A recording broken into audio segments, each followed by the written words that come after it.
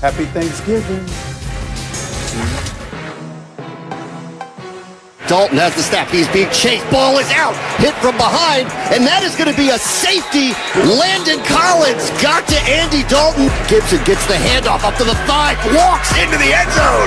Touchdown. Now has to step up. Comes out of the end zone. He is hit by John Bostic. And now Dalton is down on the field. Play action. Steps back. Now throwing deep down the left sideline. That's Terry McLaurin. Wide open. Pitch. Catch. Touchdown. Touchdown. Washington. Okay, so this is obviously a very unusual Thanksgiving, but here's the good news, Max and Stephen A. We still have First Take. Happy Thanksgiving, y'all. And we still have football. And listen to this, Mr. Smith. We still have your Cowboys. And that's exactly where I want to start, fellas. Let's dive right into it because we got a couple games on deck here. So it's the Cowboys versus Washington. Now, Dallas is in a three-way tie for second with the Giants and today's opponent, Stephen A. Smith. Is it time to finally admit that Dallas is actually the best team in the NFC East? Well, I just want to make sure that I let the national audience know that clearly the team here on First Take have absolutely no love for me whatsoever because it's Thanksgiving. And obviously, that's the first question that I'm being asked. And obviously, I have to admit that the answer is yes. So much to my chagrin, I have to look at the Dallas Cowboy faithful out there and say, as pathetic, as moribund, as horrible as you are this season, with all the bad luck that'll put a black cat to shame, the bottom line is you're still the best team in the NFC East. And it's really, really by default. The New York Giants are a team that has a bright future, but they have no Saquon Barkley and a quarterback that can't hold on to the football in Daniel Jones. So you wash them away. You look at the Washington football team, they don't even have a name, for crying out loud. Okay, we know that they're pretty much null and void. Their quarterbacks are out for the season. We wish Alex Smith nothing but the best. It's a miracle just to see him in that starting lineup. In the case of the Philadelphia Eagles, we've lamented how horrendous their situation has been. Carson Wentz, about 18 turnovers, has been sacked. Lord knows how many times, get knocked upside of the head over 40 times. This dude is all over the place right now. It's been a horrible season for him, and we understand how bad things have been for the Philadelphia Eagles. So by virtual default, even without the presence of a Dak Prescott, even with Ezekiel Elliott having only one 100-yard rushing game on this entire season, which just occurred last week, the Dallas Cowboys, by default, are the best team in the NFC East, unfortunately. No, first of all, no one's trying to hear that from you. You have the nerve to come out here on Thanksgiving of all days, where the Cowboys are on the slate every single year. Stephen A. Smith talking about the most nauseating fans ever, the Dallas Cowboy fans. No matter what, they will let you down. Are you actually sitting here today saying that the Cowboys, you are saying the Cowboys are the best team in the NFC East? You are saying the Cowboys? Am I getting this right? Yes. Yes, because the conference is the NFC East. It ain't even the NFC East. So it's actually apropos that they're the best team in the worst conference in the history of football. The NFC East has the Cowboys as the best team. I see that as very reasonable.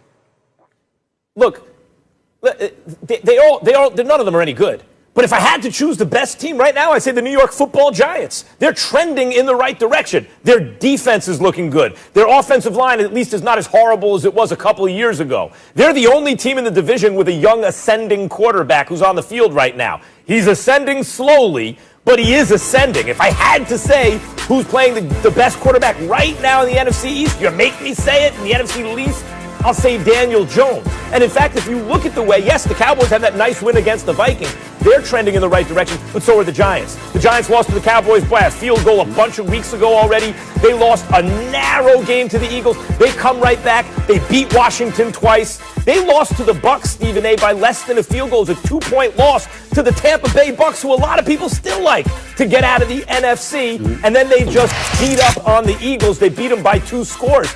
They're the team trending in the right direction. They're the team with the defense. They're the team with the ascending quarterback. If you make me pick in this division, I'll take the Giants over the Cowboys right now.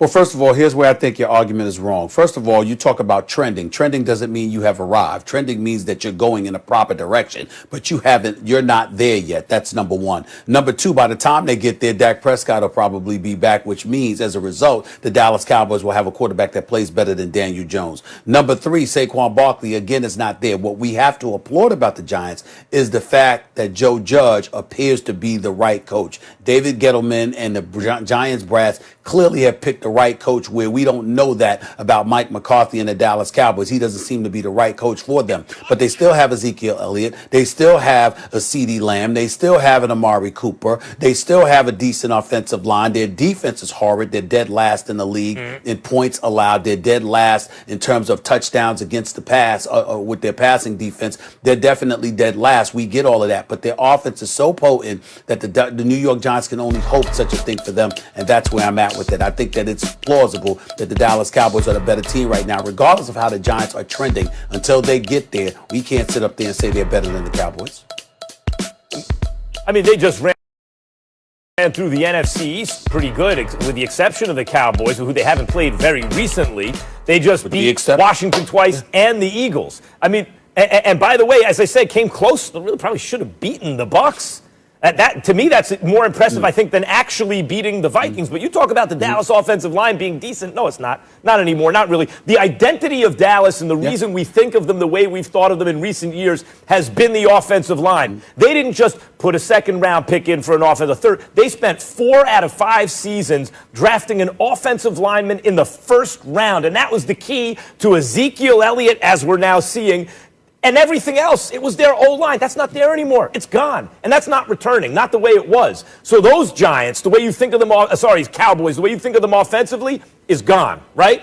But the Giants do have a new coach. You mentioned it yourself. And Joe Judge is doing a good job so far. And he has coached them up. And the defense is coming to get you. No, look, we're talking about 3-7 teams right now. We're not, we're splitting hairs among bottom feeders.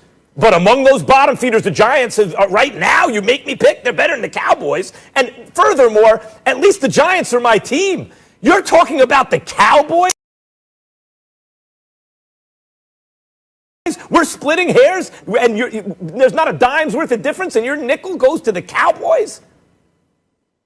Well, I think it's important that you remember how I started off the show. I lamented the fact that I had to even broach this subject. I didn't want to talk about the Cowboys, particularly on Thanksgiving. You're talking to an individual that doesn't believe the Dallas Cowboys have earned the right to play on Thanksgiving. I don't think they deserve it. I don't think the Detroit Lions deserve it. But that's a subject that we'll get into a little bit later on in the show. But I think it's important to remember that you sit up there and you want to give yourself a pat on the back and a round of applause, because guess what? The Giants beat the Eagles and the Redskins. The Redskins are playing their third-string quarterback. Now, we know that Alex Smith is not a third stringer when he's healthy, but that nasty leg injury that he suffered a couple of years or more than a year and a half ago, we didn't know if he'd ever play football again. So we applauded the fact that he was just on a football field playing. Dwayne Haskins is out. Kyle Allen is out. You look at Antonio Gibson. He's had one 100-yard rushing game this season. Rushed for 128 yards. Actually, a very stellar performance. Who was that one game against? The Dallas Cowboys. And that was the game the Washington football team won 25-3